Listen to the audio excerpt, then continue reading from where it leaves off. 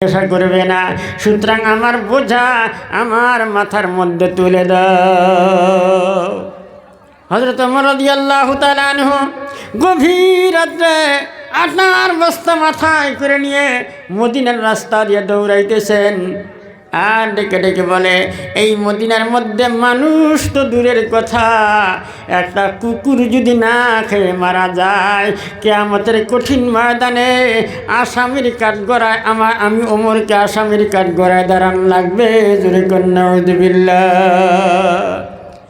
কত মুহাব্বত কলিজার মধ্যে আমার বন্ধুরা, আমার ভাইয়ারা। এবার আসেন, এই কোরআন শরীফ আমরা আমাদের কলিজার মধ্যে তুলে নেই, কোরআন শরীফের সঙ্গে মিশে যায়। কারণ হলো দুনিয়াটা ক্ষণস্থায়ী জিন্দেগি, চিরস্থায়ী জিন্দেগি। যেই জিন্দেগির শুরু হবে শেষ হবে না, এই জিন্দেগির নাম হলো আখিরাত জিন্দেগি। জোরে বলি সুবহানাল্লাহ।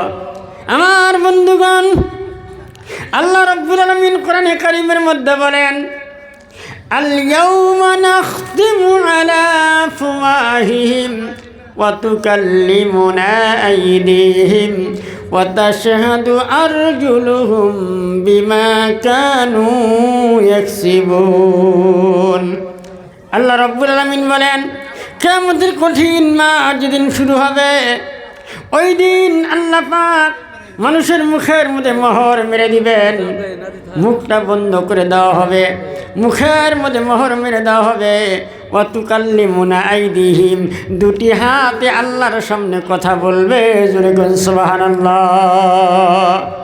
দুটি হাতে আল্লাহর সামনে কথা বলবে। ওয়া তাশহাদু আরজুলুহুম, আমার আব্বার জন্য মজুর পেয়েছি, মাশাআল্লাহ 5,000 টাকা, মাশাআল্লাহ। নারায়ে তাকবীর, আওয়াজ করে বলি নারায়ে তাকবীর।